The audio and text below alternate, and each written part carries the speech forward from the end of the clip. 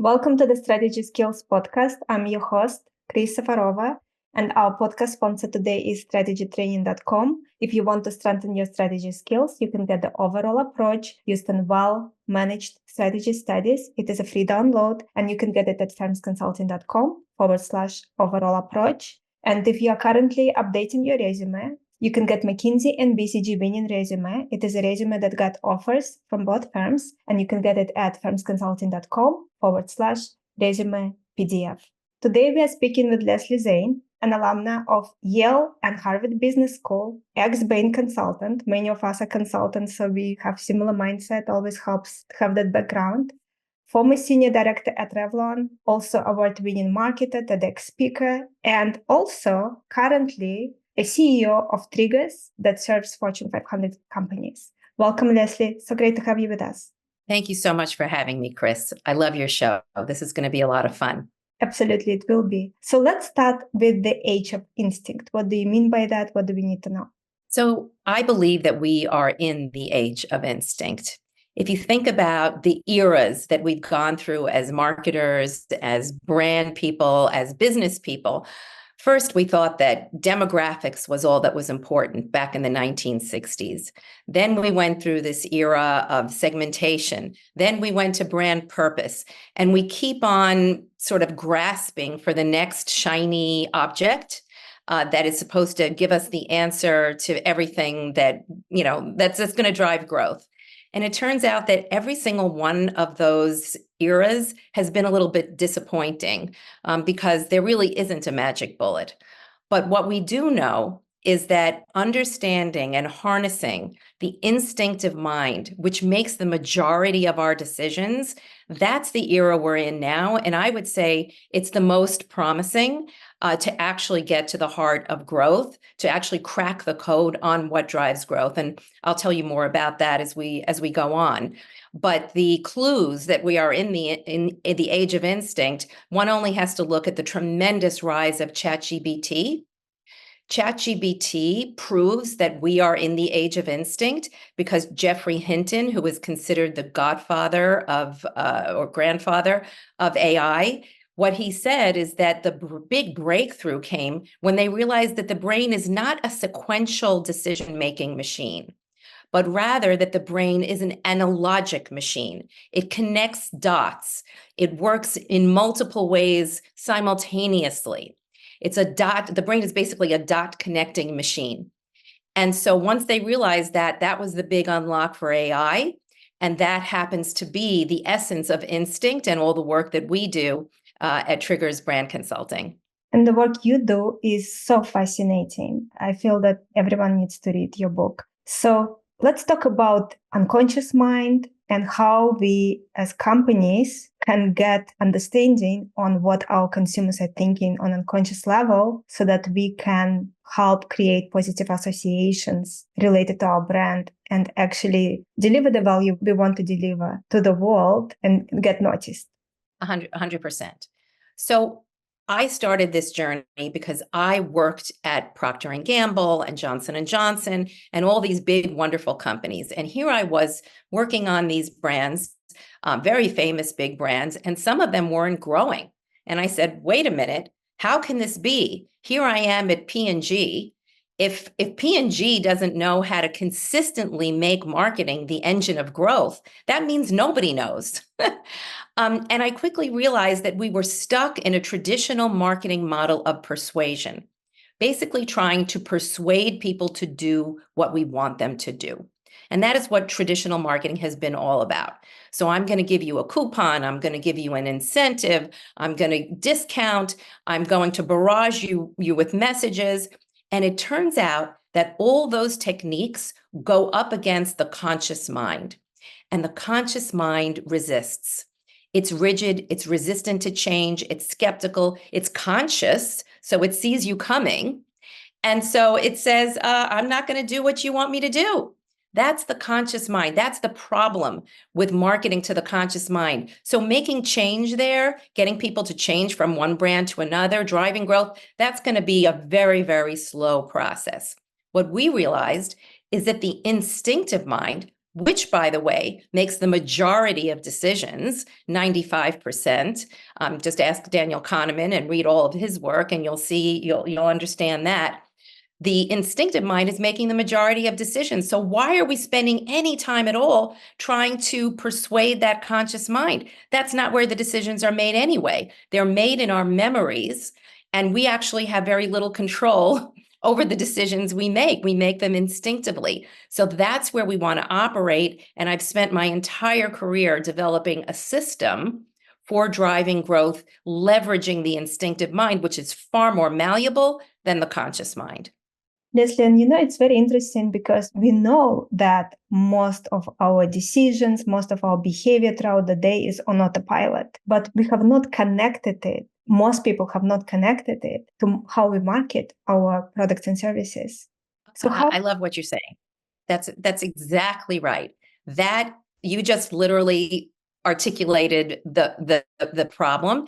And you got to understand, I have been talking about this for 30 years. Since 30 years ago, I said we're over incentivizing people, and all of these coupons and discounts and promotions, they're getting a fleeting bump, but we're not instinctively changing people's preferences. When you look at somebody shopping in a supermarket, they are exactly as you say on autopilot. Just watch how somebody shops. They have their go-to brands. They go into the supermarket, they grab their go-to brands, they put them in their cart, and they walk out. They're not sitting there contemplating the benefits of this one, the benefits of that one, making a long list. Which one is better? They just reach and they go. Some people might even call it sleep shopping. They're sleep shopping. So what we want to do is we need to understand, where is that instinct coming from? Because when you have instinctive brand preference, that's the best thing you can have. That's better than loyalty. That's better than anything else. It means that their brains are hooked on your brand. And we'll talk more about how to make that happen. But the point is, once you have instinctive brand preference, consumers are powerless to resist. And that's how you drive growth. So let's talk about how can companies actually build those positive associations and change what our clients, customers, prospective customers and clients actually think about our brand, and maximize chances that they would instinctively give us a chance. Absolutely. So strategists love constructs. So I am going to give you a new construct today. And the construct is the brand connectome. The brand connectome, a model of which is behind me, that orange object, that three-dimensional object, is the representation of what a brand looks in the subconscious mind of consumers. And what it really is the cumulative memories connected to the brand in people's minds, and in some cases, going all the way back to childhood. So think of the central node, that center ball, as the brand itself, and then the series of arms or branches that are connected to it are the neural pathways that have formed that actually have physicality. This is a physical thing in the brain. A brand is not this wispy thing. It is actually a physical thing in people's minds. These branches have been laid down over time, and what lives on these branches are positive and negative associations. So there's 3 rules for a healthy brand connectome, and that's how the construct works. First of all, you want the brand connectome to be large. You need to have a lot of salience, because when you have a lot of salience in the mind, then it becomes your instinctive go-to. Think of it like a game of Monopoly. Whoever owns the most terrain or territory in the brain wins. So salience is number 1. You want it to be large. And that comes from the largest, having a lot of connections in people's minds. Second, you want to have relevance. And that comes from having more positive associations rather than negative ones. Negative associations hold back growth. Think about it this way. If my growth target, the prospects, prospective users, the people I don't have, or even non-users, if they have negative associations about your brand in their minds, you're going to be, I don't care if you spend $100 million on advertising and marketing, they're not going to come over because they have barriers up. So you want to have very few negative associations. You want a high ratio of positive to negative associations. And third, you want clarity and distinctiveness. And you don't need to have uniqueness. And this is another big fallacy in marketing. You want to have distinctiveness, which is different than uniqueness. Distinctiveness is basically when you take something familiar and you put a creative twist on it to make it distinctively ownable to your brand. But it doesn't need to be something from Mars, because in fact, uniqueness actually turns people off. It's alienating. We connect with the things we know, and we push away the things we don't know.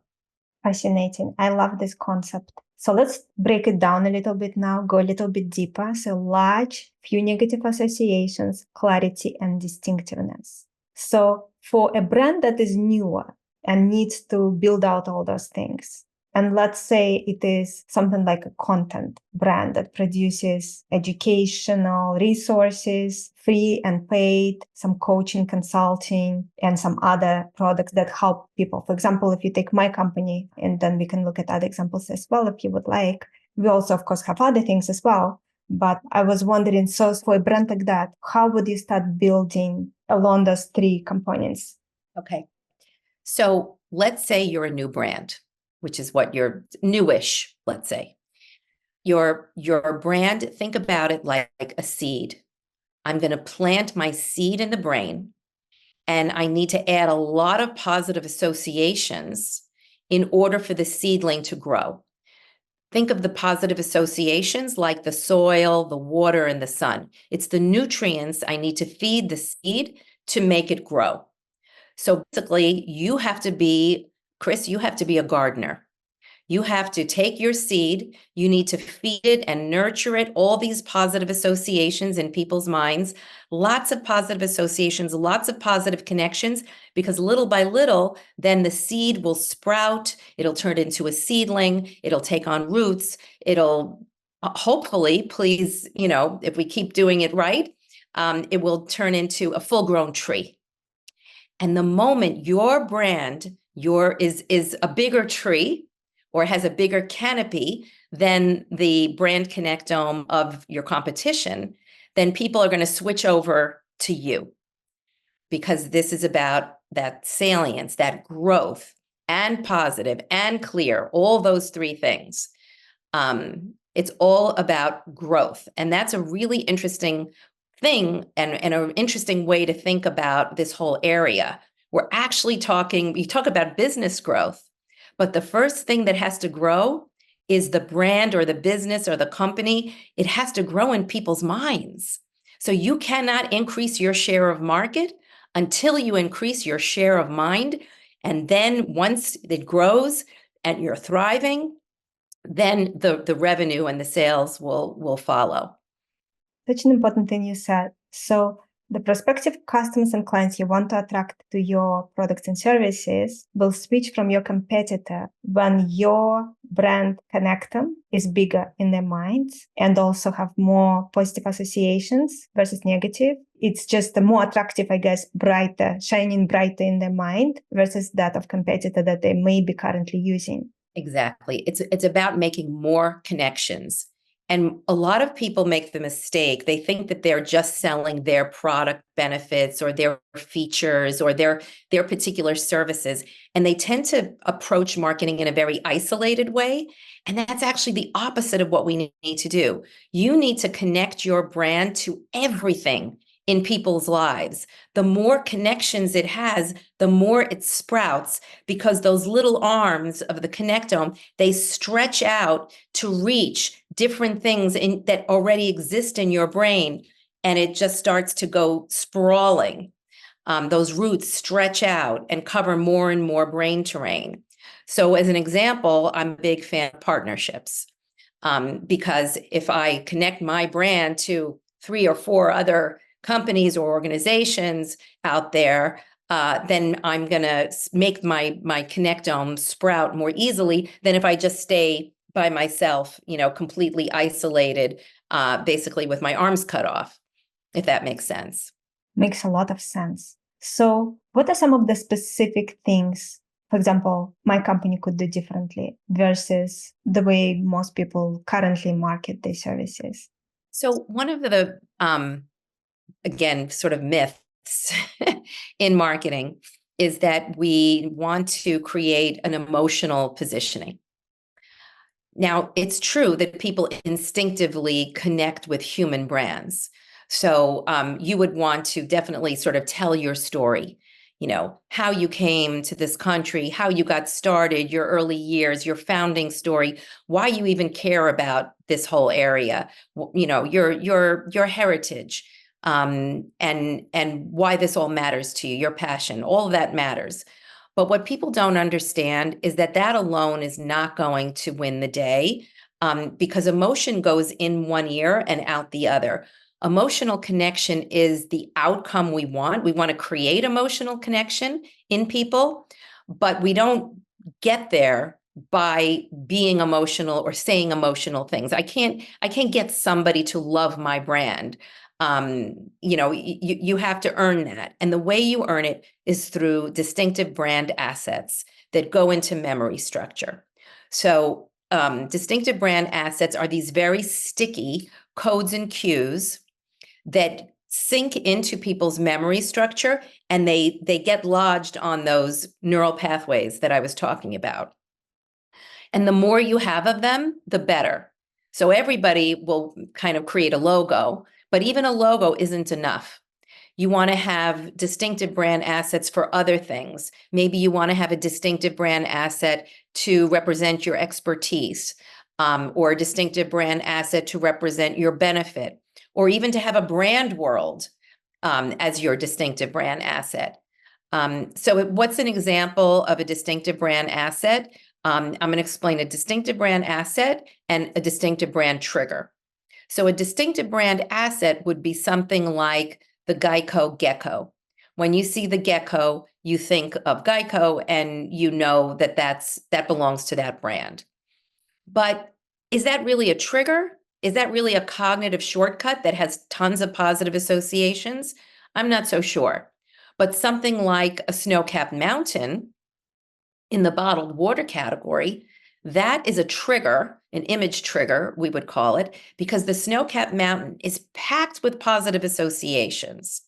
It's pure, it's pristine, it's eco-friendly, it's glacier water, untouched by human hands.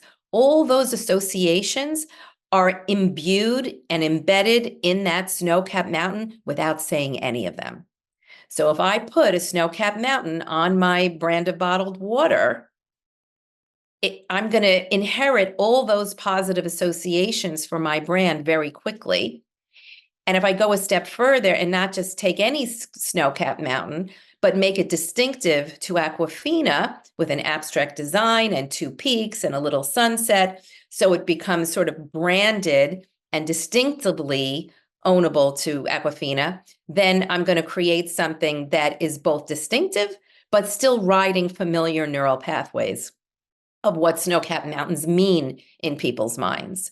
And so that's what people wanted. That's what you want to do as a business leader. You want to make sure you have a portfolio of not just distinctive brand assets, but of distinctive brand triggers, because they have more meaning and they create more positive associations in the mind. What brand trigger do you use for your company if you have any? Is it the thing behind you? So that is the brand connectome, but I love your question. I love your questions. They're so wonderful.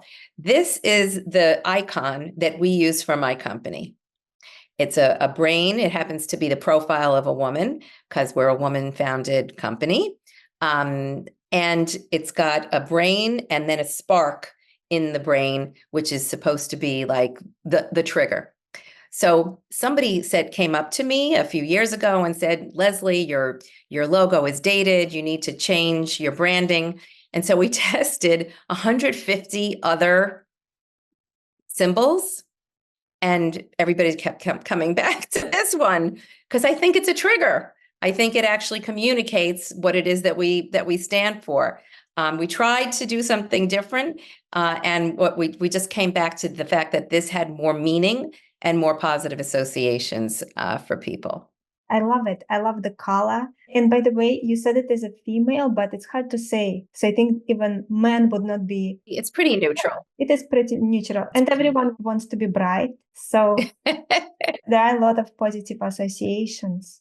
Very, very interesting. Could you give us some other examples? Because I think our listeners now thinking very hard what they could use for their companies. Maybe you have some So ideas if you have it. Yeah. So I think that category triggers are a great place to start.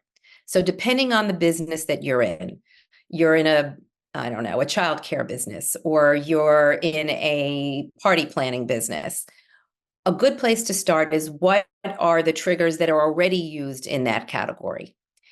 And many people will say, well, I don't want to use that because it's generic, it's cliche, it's already well utilized, well worn. And my answer to that is, yeah, but it does help communicate your category. So that's why I say distinctiveness is more important than uniqueness, because what you can do is take a category trigger and then just sort of put a little twist on it and make it different enough to make it your own. And that's one of the places that I would start. I would see what other companies are doing. I would, look online. But the test is it's got to communicate instantly. I'm snapping my fingers here. And it's got to be packed with positive associations. And I think there's a way to sort of create a branded category trigger, if you know what I mean. I remember an example from one of your talks. It was related to baby care products, and you were suggesting to put that in some kind of promotional asset. And I guess that would be an example of category trigger because it has very positive associations. So do you want to hear the story? Because it's a pretty good story. Let's do it. So I was working at a very large baby care company many, many years ago. And the business was not doing all that well. We had lost a lot of share to Men in Baby Magic and to even private label. And so, what were we going to do? And what I had noticed was that all of our advertising was still just moms and babies in the traditional Madonna and child, pose. And, it was just like wallpaper, very, very generic. But I had noticed that dads at that time were getting more involved in caregiving. They were changing diapers. They were taking their kids to soccer games. And so this was my moment. I put on my skirt suit, my pussy bow blouse, my power watch, and the highest pair of heels that I could find. And I marched into my boss's office and I said, I know what we need to do to turn around the business. We need to put the first father in a baby shampoo commercial. And he said, you're crazy. It's moms that buy these products, not dads. And there's no research to support anything you're saying. So he showed me the door. And I kept on advocating. You don't know me that well yet, Chris, but I don't take no for an answer. And I'm very persistent, which people either love or hate. And I kept on advocating for this. And that year came my performance review. And I remember it to this day. Leslie is too passionate about putting fathers in advertising, and this is an executional concern, not a strategic one. Oh my God, this was like a dagger in my heart. I had been told at Bain and at P&G that strategy was my superpower. So I was devastated, but I kept on advocating. And I think at a certain point, they just gave in out of just sheer exhaustion. And what happened was the brand took off. They put the first father in the ad. It was the highest scoring commercial in the company's history. And the business started, flying off the shelves. And really, that was an important moment for me because I had found my first trigger, my first, creative twist on the familiar, a cognitive shortcut. Dad with baby was a creative twist on mom with baby. And people had all these positive associations with that dad and the baby. Progressive, he's giving mom a rest. By the way, he was a pretty cute dad. So the women really loved that. And, it was a direct connection between what goes on in the subconscious mind and business growth. So it was very exciting. Can you share maybe some of the other brand category triggers so it is easier for our listeners to think what they could use? Sure. Well, in the Italian sauce category, plucking the red juicy tomato from the vine would be an example of a category trigger. Let's see. Give me another category, and I'll try to think quickly. Orange juice. Orange juice would be the sun. It's sun, it's orange, it's yellow, it's bright, it's morning. So that tends to be a common category trigger in the orange juice category. What about training and development space? Probably blackboards and chalk and a little red schoolhouse with a nice little path up to it, a pile of books. Those are all category triggers. And I'm not saying to per se use category triggers to necessarily do your branding. I'm just saying it's a good place to start for brainstorming. And then maybe you'll figure out what is your twist on that? What are you doing differently and distinctively in that category that could make it, ownable to you? I mean, think of the name Netflix. That's a trigger, right? Flix is movies, it's cinema, and net is the internet or streaming. So Netflix. I mean, they took a so-called trigger and they put those two words together to create something completely new and different and ownable. But nobody, said to them, well, you're using two terms that are too commonplace, because once you put them together, they become new. Do you have anything that comes to mind related to management consulting space? Ooh, let's see. I mean, I would say that in management consulting, a lot of the brands tend to look pretty similar. And I think it's important to communicate wisdom. So I'm not a particular symbol isn't coming to mind right now, but I would think that, as an example, actually one symbol is coming to mind. Bain & Company, for example, uses a red circle. I think it's a red circle with a red arrow kind of angled upward, which I think is symbolically and implicitly communicating the notion of growth. So we have a sort of an upward slant in our minds as we think about growth. We think about the growth chart, whether it's a bar chart that's going from low to high. This kind of angle, I think, is how business people think about growth. And so I think Bain & Company is riding that desire, that implicit instinctive desire for its clients to want to drive growth. Fascinating. Leslie, and you mentioned for training and development, very interesting ideas. You mentioned Little Red School with a path towards it.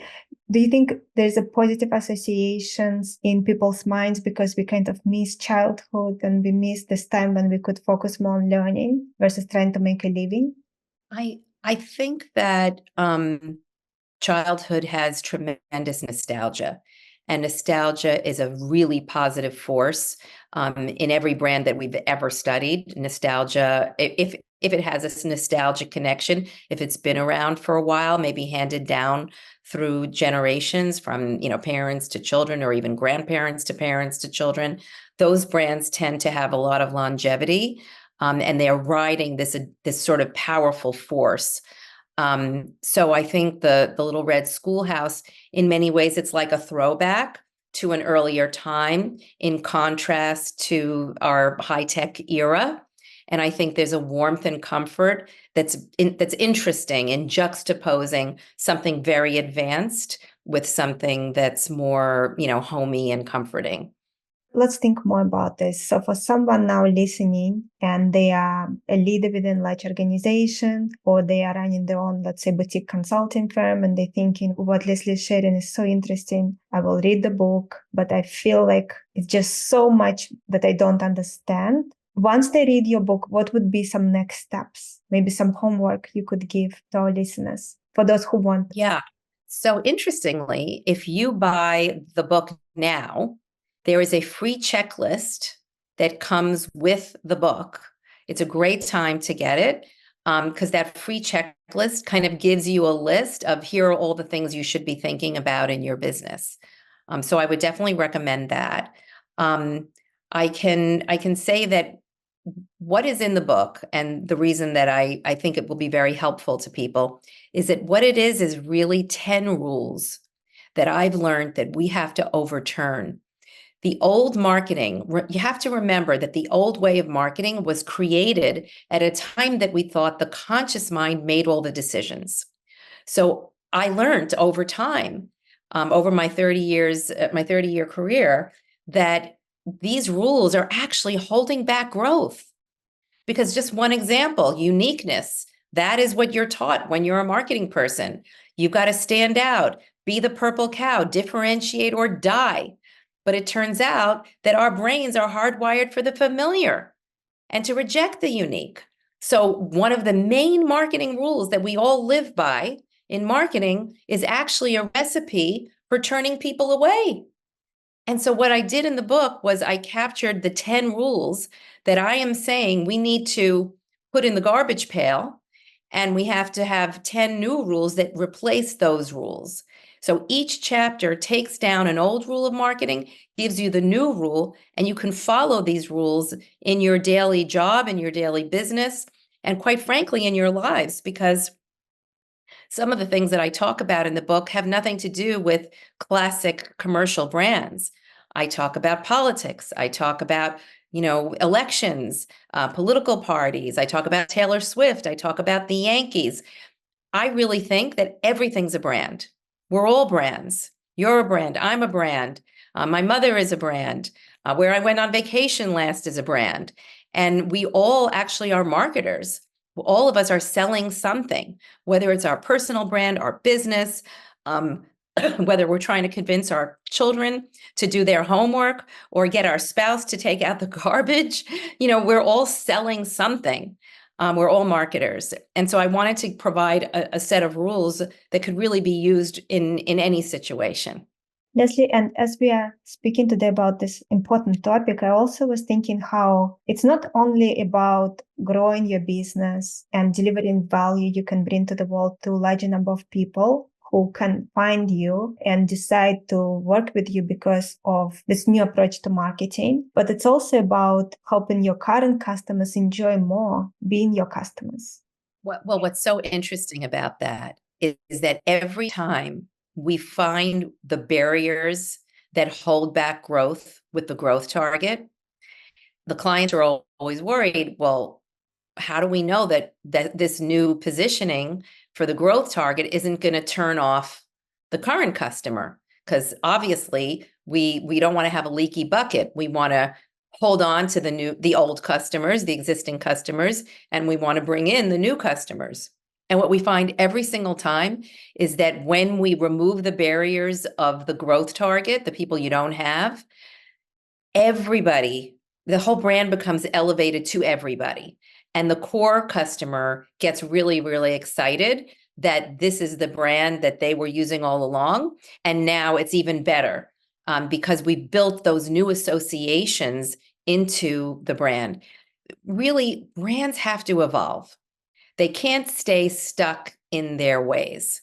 And you have to be really careful when you evolve your brand, because you can make a mistake and you can change it too drastically. And then you would have a disaster. You would lose more customers than you gained by making the change. So you don't want to do that. And you certainly don't want to lose distinctive brand assets in the process. So you have to be really careful and thoughtful about how you make change to your business and your branding. But a good recipe for evolution versus revolution is keep, stop, add. And this is one of the formulas that I provide in the book. Keep the positive associations that you already have with the existing customers. Keep those. Don't let go of those. They're really important. You want to find out what those are and hold on to them and keep reinforcing them, because this is like learning. The more you reinforce it, the more it sticks. Then you want to stop the negative associations that are holding back growth with the growth target. And those you want to prune right away. And you can't get rid of a negative association by saying, no, I don't have this negative association. The only thing you can do is displace the negative association with a positive association. It's like a replacement strategy. And then you want to add the triggers that we were talking about, verbal and visual triggers that are packed with new positive associations that growth target needs to come over. So keep, stop, add. If you do that, you're holding on to the things that your core customer finds precious about you. You're getting rid of those negative associations so that you let new people in to drive penetration and growth. And you're adding the triggers that basically increase the salience and positive associations of your connectome in the growth target's minds so that purchase becomes instinctive. Leslie, so how can we find out positive associations and negative associations our current clients and customers have about us? For example, we have clients who have been with us for 15 years, and they're glad to get with me on the call and answer my questions. So if I would have conversations with them, what kind of questions can I ask to get to unconscious associations versus conscious answers? Love it. So the kind of research that you want to do is called memory elicitation. Because if I just ask conscious questions, then I'm going to get conscious answers, and those answers may not be true.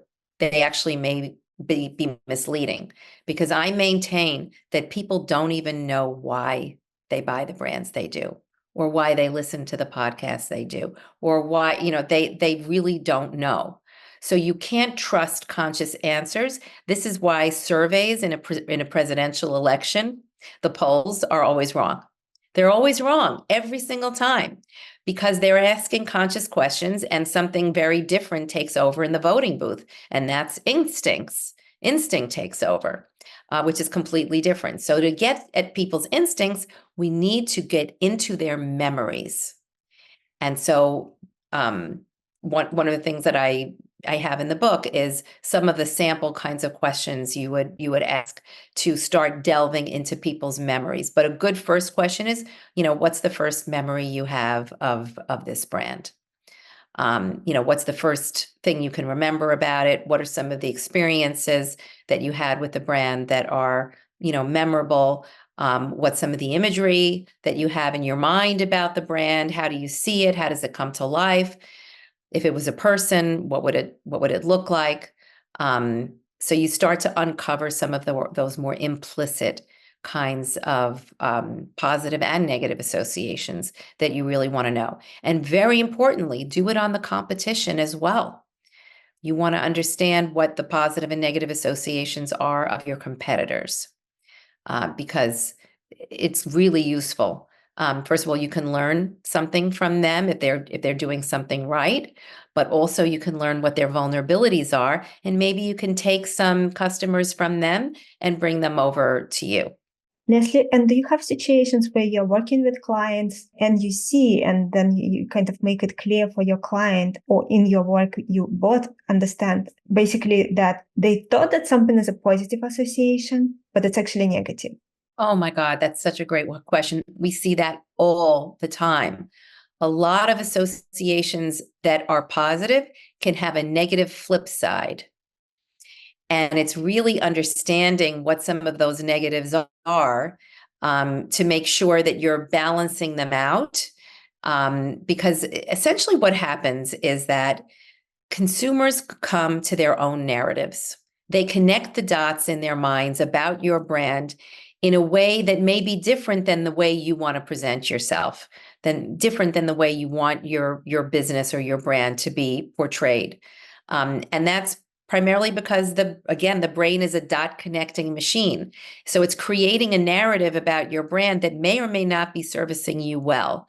So you really want to understand some of those negative flip sides that may be coming from something that you've done or said inadvertently. And it's like, it's not your fault. It's just the story that people created about your brand. But knowing what that story is critical, because otherwise you're developing a strategy by just throwing spaghetti against the wall, Sure, you may have some conscious information from brand health trackers, but that's very surface. You're not getting at the real heart of what holds back growth, which are those implicit barriers, and the way to drive growth, which is the implicit drivers. Lastly, is there something that you wish I asked you and I didn't, or anything else you wanted to share related to the book? And then also, where can everyone learn more about you, get your book, anything you want to share? Well, if you'd like to talk a little bit about politics, we could talk for a moment about that.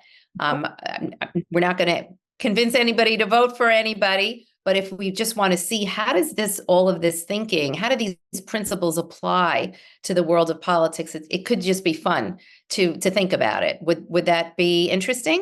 Of course, let's go for it. Okay, awesome.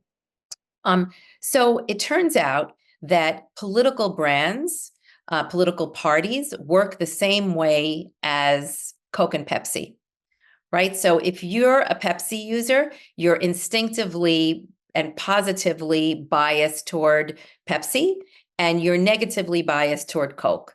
And if you're a Coke user, then you're positively biased toward Coke and you're negatively biased toward Pepsi. So the brain is like a relativity machine. If one is up, one brand is up, the other one's down, and vice versa. So the same is true in politics. If you are a Republican voter, then you have a very healthy, robust, large brand connectome that's filled, Republican connectome that's filled with positive associations, but your Democrat connectome is going to be a little bit smaller and have a lot of negative associations. And a Democrat is going to have the opposite, literally the opposite.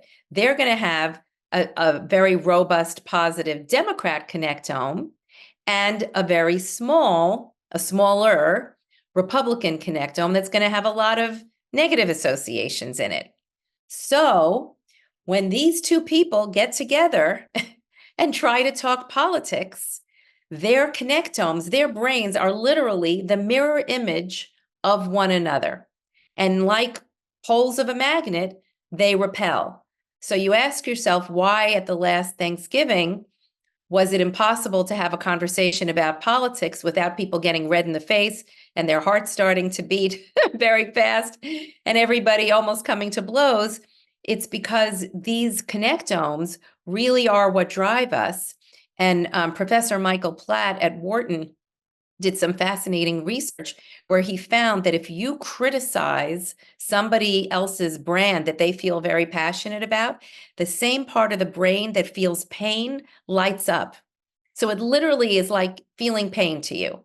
That is fascinating. As we were talking now about politics, I thought of an association for my members that is negative for some and positive for others. And I guess this is another issue that your clients also facing. And so my example is one of the products that we offer to our clients, customers, members is membership on strategytraining.com. And it has over 6,500 amazing, very powerful episodes of very unique content. And what is interesting is that some members tell me that it's overwhelming. It's too much, too many programs, too many episodes. I feel that I'm always behind. Some members love it and want more.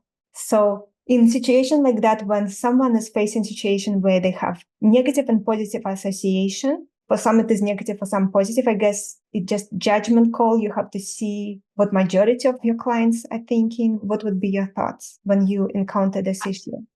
Which one does the growth target prefer? The people that you're trying to get? Or are you talking only about your existing customers? I was talking about my existing customers that currently using the membership. I would say maybe that feedback is reasonable feedback, that maybe there's a way to, well, first of all, I wouldn't reduce your content, but maybe there's a way to simplify it or organize it differently, or, make it more accessible and easy to sort through for those people who find it overwhelming.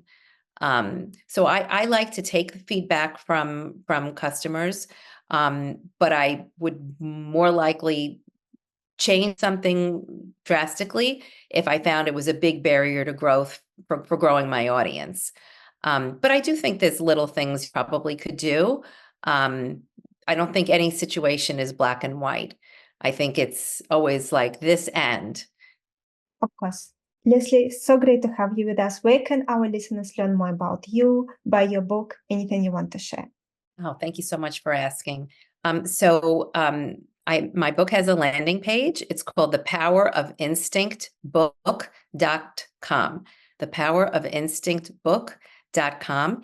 And there's a bunch of different offers there. If you work at a big company, for example, you could choose one of the levels, and there's a bunch of free sort of giveaways like a talk or a webinar. There's a lot of different opportunities to get something juicy as an add-on to the purchase of the book. So that's one thing. You can link with me on LinkedIn and email me. I love to meet new people. Yeah, it's been just such a pleasure to chat with you. You're so smart and so strategic, and we got into a level of depth that I personally appreciate, because I know we're talking the same language. So thank you so much for all those wonderful questions. Thank you, Leslie. I thoroughly enjoyed our discussion. I hope we can do round 2, because there's so much more to discuss. And I also think that people really need to learn more about your book, because it's very important information for people to know. And our guest today, again, has been Leslie Zane. Check out Leslie's book. It's called The Power of Instinct. You can find it on thepowerofinstinct.com. And our podcast sponsor today is strategytraining.com. If you want to strengthen your strategy skills, you can get the overall approach used in well-managed strategy studies. It is a free download, and you can get it at firmsconsulting.com/overall approach. And you can also get McKinsey and BCG winning resume free download at firmsconsulting.com/resume PDF. Thank you, Leslie, again so much for being here. Thank you, Chris. This was so much fun. Thank you, everyone, again for tuning in, and I look forward to connect with you all next time.